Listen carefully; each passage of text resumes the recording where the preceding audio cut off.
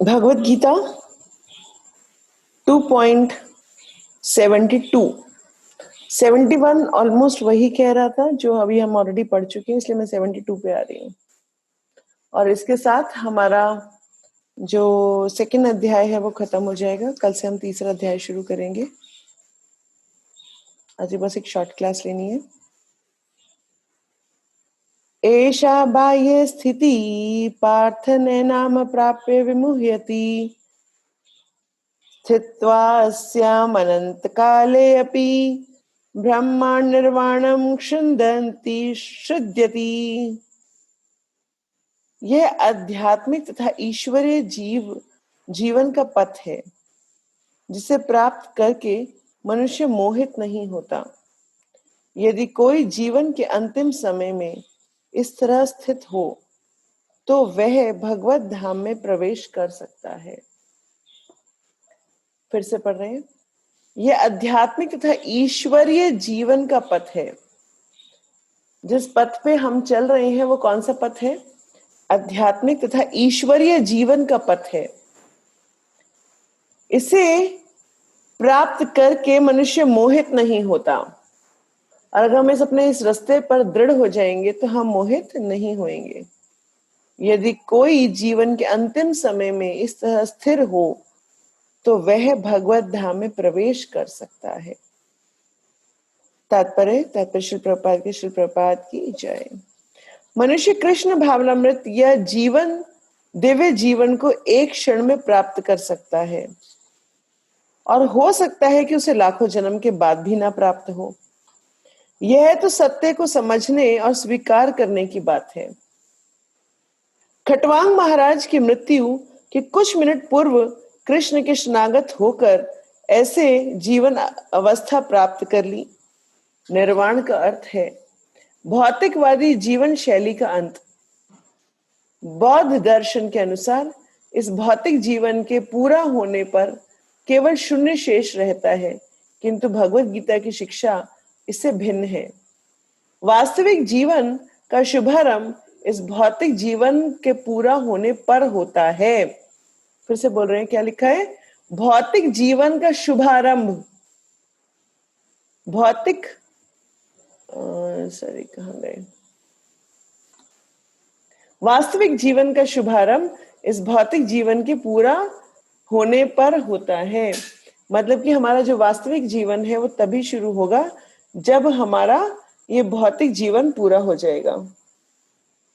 स्थूल भौतिकवादी के लिए यह जानना पर्याप्त होगा कि यह इस भौतिक जीवन का अंत निश्चित है, किंतु आध्यात्मिक दृष्टि से उन्नत व्यक्तियों के लिए इस जीवन के बाद अन्य जीवन प्रारंभ होता है।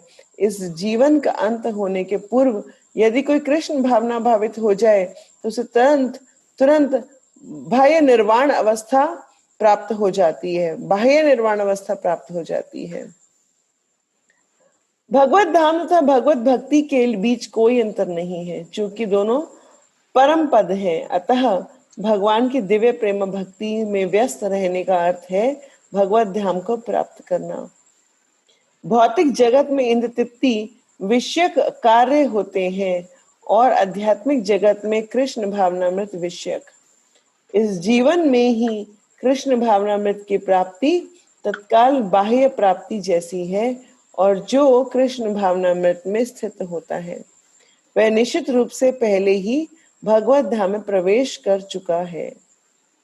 बाह्य और भौतिक पदार्थ एक दूसरे से सर्वथा विपरीत हैं।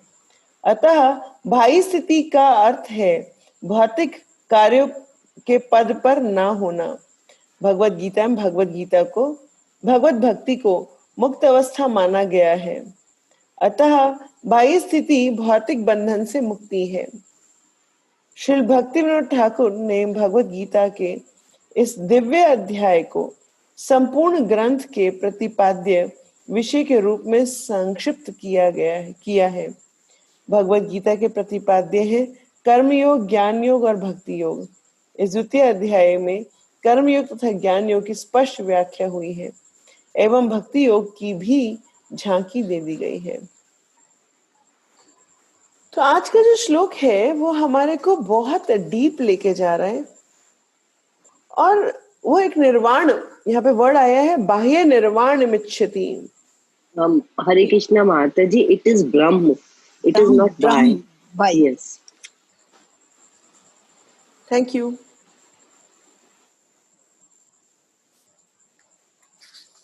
मेरे को इंग्लिश में पढ़ने की आदत है ना।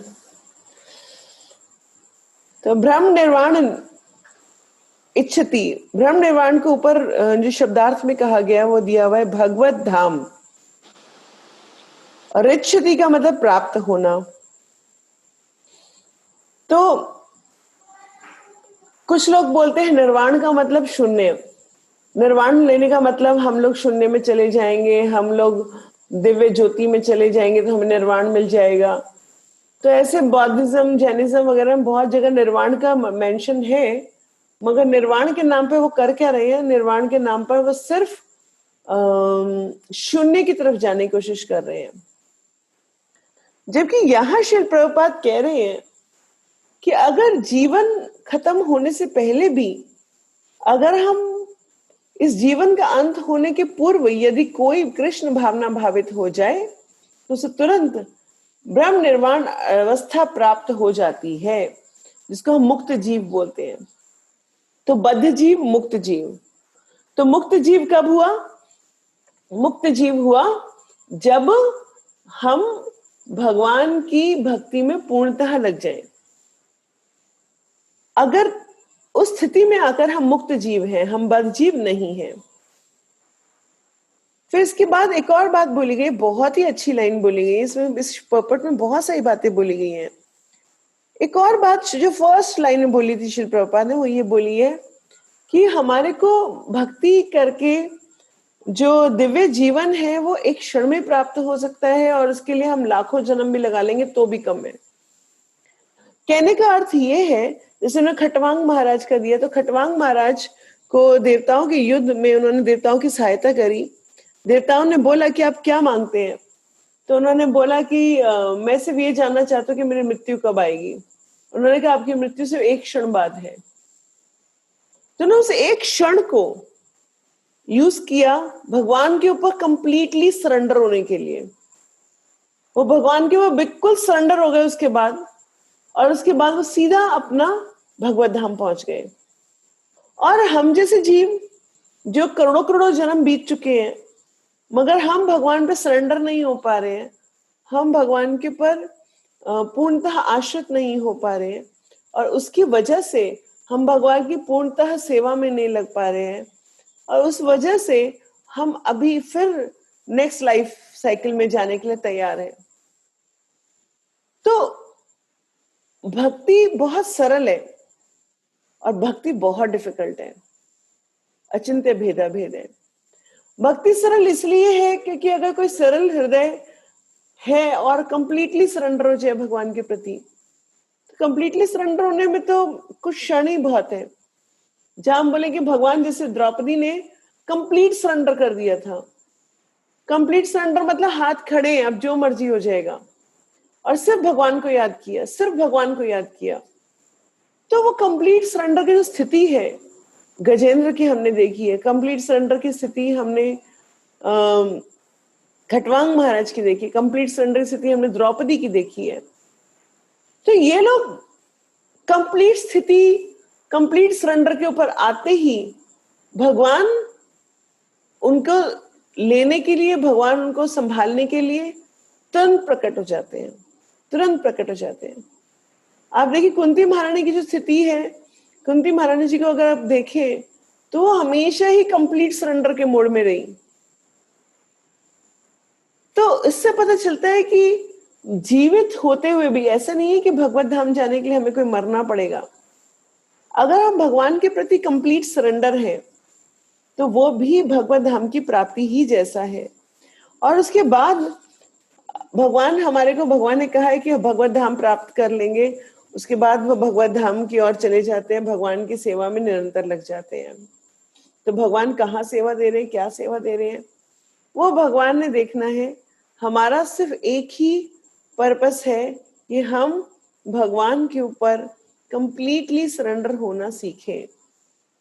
तो यहाँ जिस ट्रांसलेशन में एक बात बोली गई है कि जो इस आध्यात्मिक पथ के ऊपर दृढ़ है, जो इस आध्यात्मिक जीवन के पथ पर है, उसे वो बार बार मोहित नहीं होता, क्योंकि वो एक स्थिति को पहुंच जाता है। मतलब कि हम जितना स्थिति पे पहुंच गए उतने पे रहेंगे। चाहे हम इस जीवन में गड़बड़ कर दें तो हम इस जीवन में आगे भक्ति ना करें, बट इतना स्थिति हमारी कॉन्शियसनेस लेवल की रहेगी।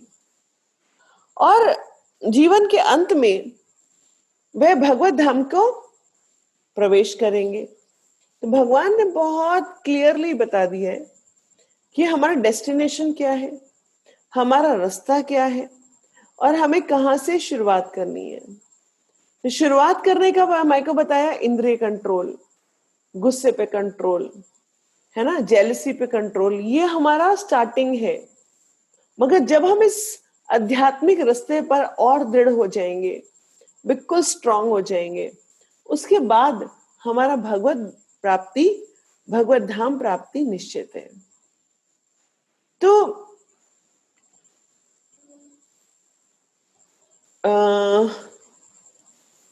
ये जो पूरा का पूरा हमारा ये चैप्टर था, इसमें शुरू में अर्जुन की कंफ्यूजन थी, तो बाद में भगवान ने आत्मा ज्ञान दिया, हमारे को व्यवसायित्मिका बुद्धि एकह कुरु नरनंदनम किस तरह से फोकस करना है वो बताया। फिर उसके बाद भगवान ने बताया कि हमारे को जो अर्जुन का नेक्स्ट क्वेश्चन आया, उसके बाद भगवान ने कर्म योग समझाया। यहाँ पर कर्म योग कैसे है, कर्मण्यवाधिकार रास्ते का श्लोक देकर। फिर जब अर्जुन का क्वेश्चन आया कि जो स्थित प्रज्ञ है, जो भक्त में है, वो कैसे चलता है, कैसे बोलता है, तो भगवान ने सबसे ज्यादा फोकस, अगर आपने देखा हो पिछले कुछ श्लोकों में, तो इंद्रिय तृप्ति के ऊपर भगवान ने कहा है कि उसको कंट्रोल करिए। इंद्रियों पे कंट्रोल आते ही हमारी स्थिति इंप्रूवमेंट स्थिति पर आना शुरू हो जाएगी। इंद्रियों पे कंट्रोल, क्रोध वेग पे कंट्रोल, जेलसी पे कंट्रोल, राग द्वेष जो आपको बताया था वो कंट्रोल, ये कुछ चीजें कंट्रोल करते ही हम फटाफट उस स्थिति पे आ जाएंगे जहां हम आध्यात्मिक पथ पर दृढ़ हो जाएंगे। क्योंकि आध्यात्मिक पथ पर से गिराने का काम कौन करता है? आध्यात्मिक पथ से गिराने का काम हमारी इंद्रियां करती हैं। और अगर वो इंद्रियां कंट्रोल में आ गई, हमारा मन कंट्रोल में आ गया, तो फिर हमारे लिए आगे बढ़ना बहुत ज्यादा डिफिकल्ट नहीं है। सो कहने का अर्थ ये है कि हम सभी को अब इस चैप्टर से जो निष्कर्ष निकालकर हमें आगे बढ़ना है, वो ये निकाल के आगे बढ़ना है कि हमारे को अपने ऊपर कार्य करना है, अपनी इंद्रिय कंट्रोल के ऊपर कार्य करना है। हमें देखना है कि कहीं हमारी इंद्रियां हमारे को रूल तो नहीं कर रही। क्योंकि अगर एक बार इंद्रिय कंट्रोल आ जाए, स्वभाव कंट्रोल आ जाए, अपनी राग द्वेष कंट्रोल आ जाए, तो उसके ऊपर, उसके बाद इस चैप्टर की क्राइटेरिया हमारे लिए लगभग क्रियान्वित होने लगेंगे। हम लोग लगभग इसके ऊपर आगे बढ़ना शुरू हो जाएंगे। तो ये जो चीजें हैं हमारे लिए जरूरी चीजें हैं, हमारे को एक तरफ फोकस करने के लिए। इसलिए भगवान ने क्या किया है, भगवान ने बोला कि आत्मा का ज्ञान लेने के बाद भगवान सीधा फोकस पे आ गए थे, व्यवसायित्मिक बुद्धि, उसके बाद कर्म बताया, उसके बाद इंद्रिय कंट्रोल बताया, उसके बाद हमारी कुछ त्रुटियां उनको कंट्रोल बताया, और उसके बाद भगवान कह रहे हैं आध्यात्मिक पथ पे पूर्णतः दृढ़ होने के बाद अब भगवत धाम की प्राप्ति हो सकती है। तो भगवान ने इस चैप्टर में एक तरह से पूरा प्रोसेस बताया है। पहले अपने आप को जाने, फोकस करें, कर्म समझे क्या है, उसके बाद भगवान ने बताया ये, फिर इंद्रिय तृप्ति, ये वो करके हमारे को पूरा भगवत धाम जाने का एक प्रोसेस बता दिया है। तो आज की क्लास के बाद आप सभी लोग एक काम करेंगे, एक बार पूरा सेकेंड अध्याय का ट्रांसलेशन दोबारा पढ़िए, सिर्फ ट्रांसलेशन पढ़िए, और उसके बाद एक बार रास्ता देखिए भगवान ने क्या रास्ता समझाया है। अर्जुन की कंफ्यूजन के बाद जहां भगवान बोलना शुरू करते हैं, उसके बाद भगवान की ध्यान से रास्ता देखिए, भगवान क्या कह रहे हैं और किस तरह से भगवान सीक्वेंसिंग कर रहे हैं चीजों की, ताकि लास्ट में भगवान ने कहा भगवत धाम